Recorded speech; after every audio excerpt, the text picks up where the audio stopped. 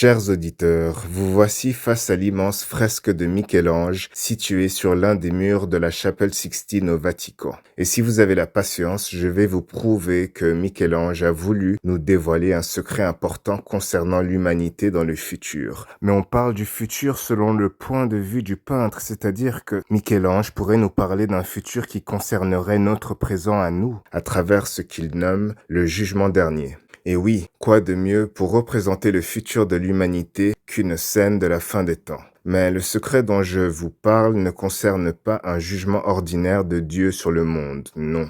La compréhension de ce secret nécessite votre capacité de jugement, votre jugeote, c'est-à-dire votre aptitude à vous servir de votre bon sens pour saisir les signes subtils, les symboles cachés et les métaphores énigmatiques. Pour comprendre ce secret, il faut d'abord réaliser que Michel-Ange confond volontairement la symbolique païenne de la mythologie gréco-romaine avec la symbolique catholique.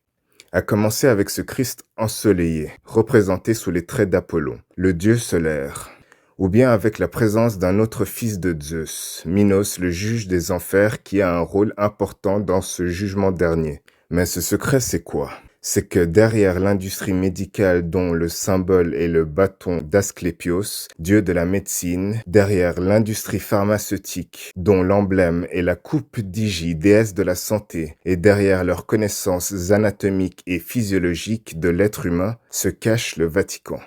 C'est que le dénominateur commun entre les symboles de ces deux industries, ce serpent venimeux enroulé autour du divin remède, représente le même que celui du Jardin d'Éden. Autrement dit, ce serpent représente Lucifer, c'est-à-dire la malveillance de ces industries qui étudient le fonctionnement du corps humain pour l'empoisonner en toute discrétion à la demande des papes. C'est exactement pour cela que l'on voit ce même serpent enroulé autour de Minos, car certains récits mythologiques prétendent que ce roi légendaire a eu recours au pouvoir d'Asclépios pour que le dieu de la médecine ressuscite son fils. C'est pour cela que le serpent venimeux d'Asclépios est en train de mordre les bijoux de famille de l'homme, pour illustrer la volonté qu'a l'industrie médicale de nuire à l'homme et à sa descendance, en attaquant l'organe reproducteur par l'injection d'un poison. Ce demi-dieu du nom de Minos est peint sous les traits du prêtre Biagio da Cesena, le maître des cérémonies du pape, comme pour associer le clergé au symbole de l'industrie médicale. Cela dit, je tiens à vous rappeler que ce prêtre transformé en fils de Zeus est aussi le juge des enfers qui exerce son pouvoir en bas sur la terre, et que l'image du Christ a aussi été remplacée par celle du fils de Zeus qui exerce son autorité dans les hauteurs du ciel en tant que juge suprême du paradis. Autrement dit, nous avons une représentation du pouvoir que Jésus aurait conféré à l'apôtre Saint Pierre, le premier pape, qui aurait reçu deux clés, celle du royaume des cieux ouvrant la porte de la vie éternelle et celle du royaume des ténèbres ouvrant la porte du séjour des morts. Par là, Michel-Ange illustre le fait que les papes ont le pouvoir de vie et de mort ici sur la terre, le pouvoir d'envoyer ou non les hommes dans le ciel via l'industrie médicale et ses connaissances anatomiques et physiologiques du corps.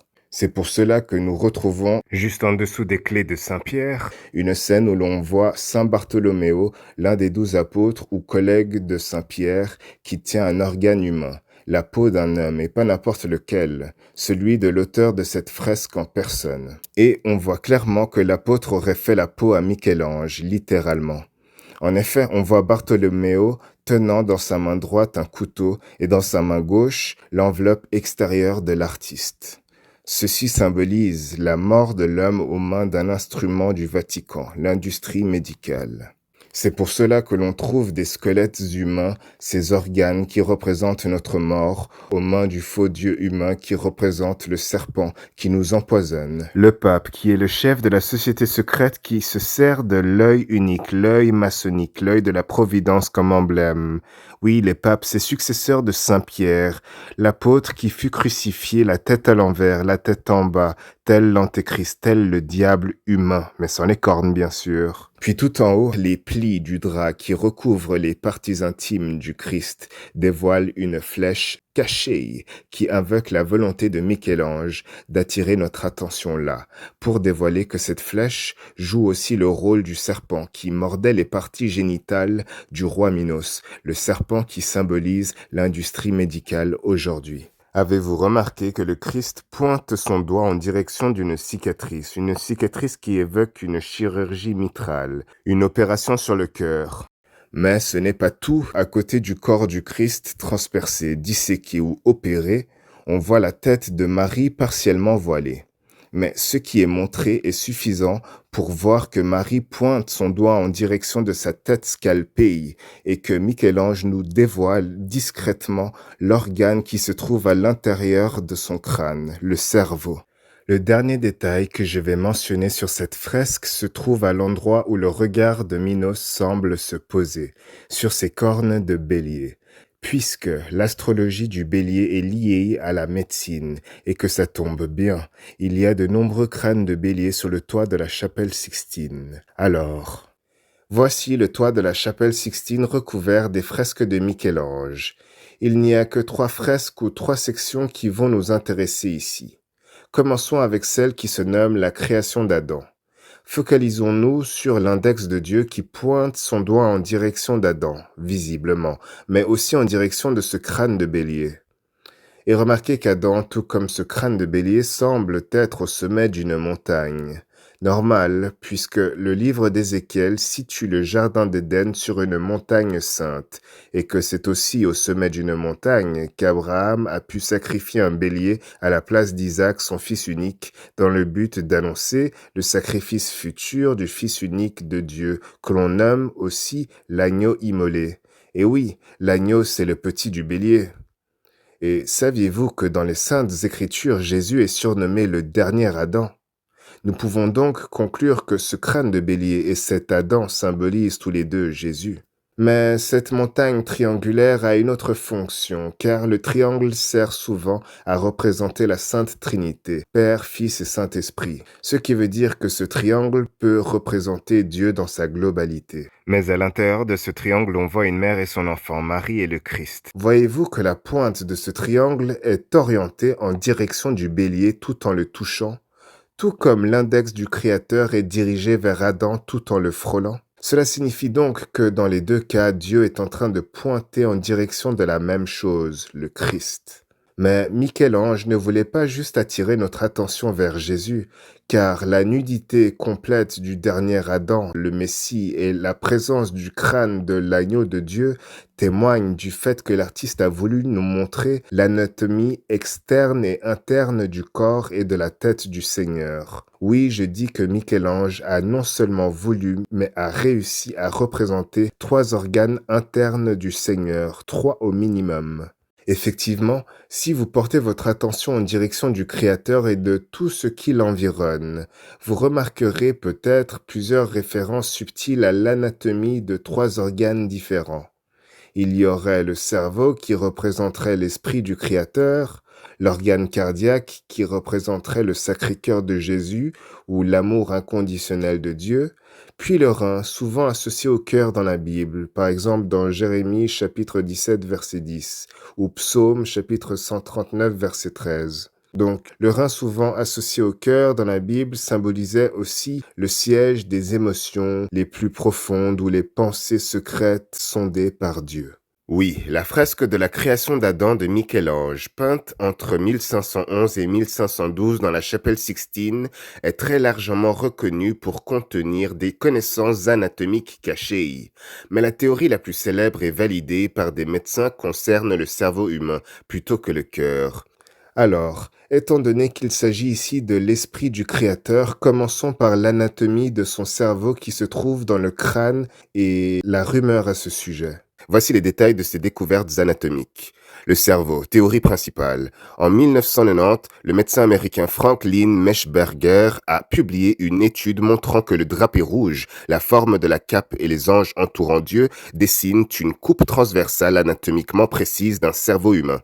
Selon cette théorie, Michel-Ange suggère que Dieu donne à Adam non seulement la vie, mais aussi l'intelligence et la conscience, donc l'intellect plutôt que le cœur, l'amour. Composant anatomique. Dans cette interprétation, le manteau représente le contour du cerveau, le tissu vert représente l'artère vertébrale, et d'autres détails correspondent au cervelet, au lobe frontal et au tronc cérébral. Il y a 12 figures autour de Dieu, 12 disciples autour du Christ. On voit même Marie-Madeleine, l'apôtre des apôtres, qui tient le bras de son compagnon. Ce cerveau appartient donc à Jésus, l'incarnation humaine du Créateur, le dernier Adam. Poursuivons avec le cœur. Remarquez comment l'on peut distinguer la séparation entre le ventricule droit et le gauche, comme si l'on regardait la structure interne du cœur.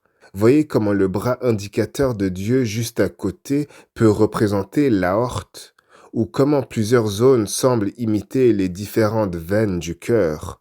Pour ce qui est des reins, qui symbolisent les pensées secrètes sondées par Dieu, il suffit de regarder le positionnement des jambes du Seigneur pour distinguer l'urtère. Mais si les jambes représentent l'urtère, cela signifie que la poitrine du Créateur, là où se trouve son cœur qui est associé au rein justement, peut représenter le calice que l'on voit légendé. Oui, le calice, ce nom que porte aussi la sainte coupe qui était censée contenir le sang du Christ. C'est pour cela qu'attaché à cette poitrine, on retrouve le bras tendu de Dieu qui pointe en direction de cette forme triangulaire.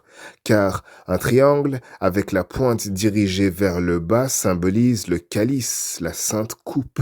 Pourquoi je me permets d'orienter la pointe de ce triangle vers le bas? Car, souvenez-vous, ce triangle peut soit symboliser une montagne avec sa pointe vers le haut, soit représenter la Sainte Trinité. Donc, ce Dieu du ciel qui pointe son doigt vers Adam, vers la terre, donc vers le bas. Alors oui, ce triangle peut aussi symboliser la sainte coupe qui a recueilli le sang du Christ sacrifié en tant qu'agneau immolé. C'est pour ça que le crâne de bélier y est lié. C'est pour cela que l'on retrouve une allusion à la chair, c'est-à-dire au corps du crucifié, à travers Adam. C'est pour cela que l'on y retrouve le cœur du Seigneur, cette pompe à sang qui propulse le fluide vital rouge en direction de la sainte coupe à l'aide du bras indicateur de Dieu qui représente l'aorte. À présent que nous avons établi que Michel-Ange a voulu étaler des connaissances anatomiques quasiment chirurgicales sur le toit de la chapelle Sixtine, je vais désormais passer à la deuxième fresque afin de tenter de démontrer que cette sainte coupe est aussi une référence à la coupe d'Hygie.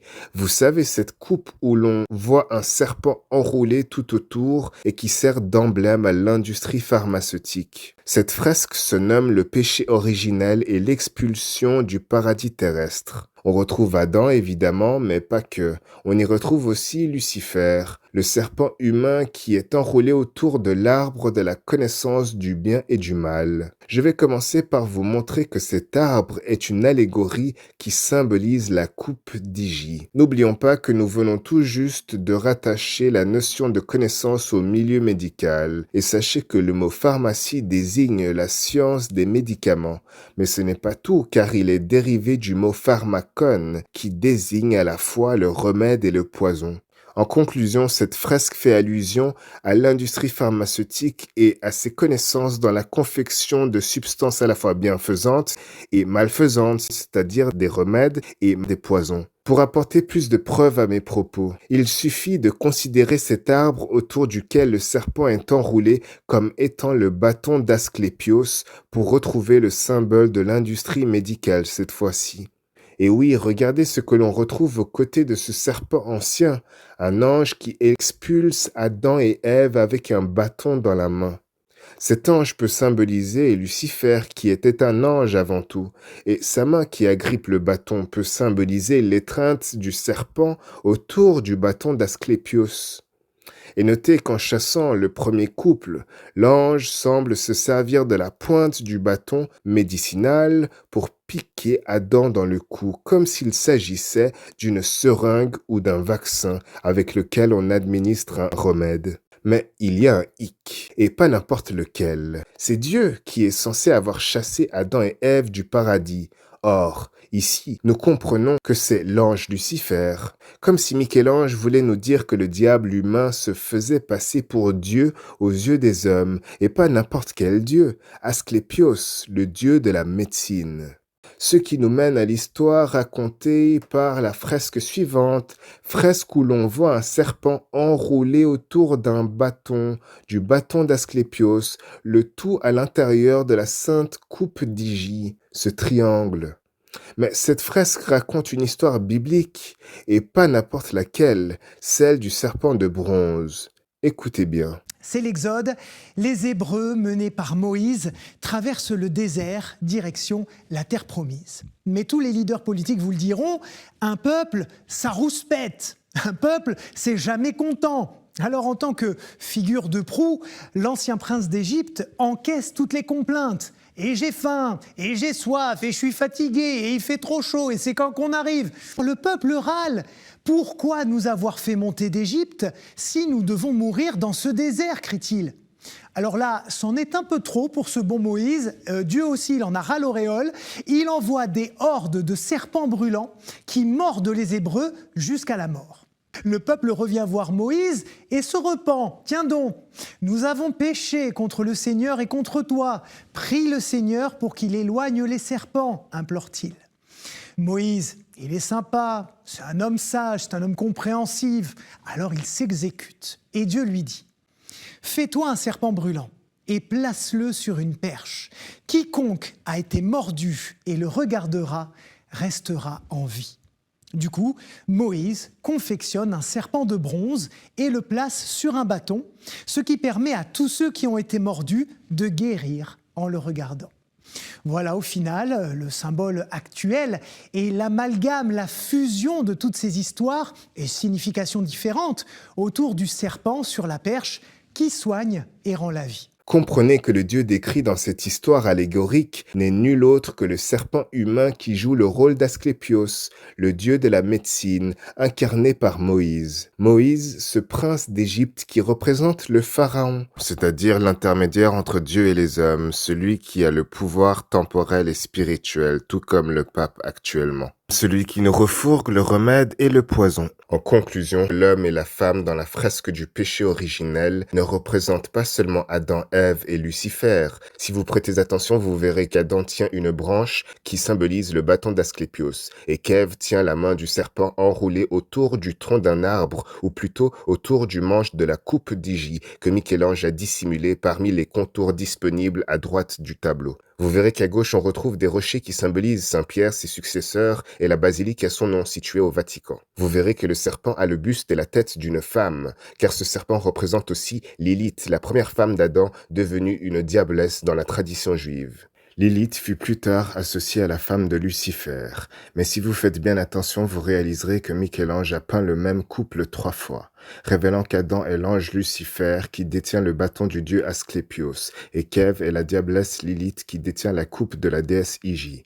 C'est de cette manière que Michel-Ange annonce à notre génération que l'industrie pharmaceutique et médicale sont contrôlées par des êtres humains extrêmement malveillants. Cette diablesse humaine que l'on voit ici assise sur le trône de pierre en tant que papesse représente l'Église romaine qui, d'après les traditions catholiques, représente une femme, une épouse. C'est-à-dire le souverain pontife qui se sert de connaissances médicales bienfaisantes et malfaisantes pour nous refourguer des remèdes empoisonnés. Mais à propos de remèdes empoisonnés liés au Vatican, il nous suffit d'avoir une vue d'ensemble de l'endroit lui-même pour comprendre qu'il y a plus d'un signe qui vont dans mon sens. Prenons la basilique Saint-Pierre pour commencer. Déjà, le mot basilique est un homophone qui évoque l'homonymie entre deux mots considérables qui se prononcent basilic et se terminent avec un C cette fois-ci. L'un désigne une plante aromatique aux vertus médicinales et l'autre le roi des serpents au souffle venimeux, ce qui nous ramène au concept de remède et de poison.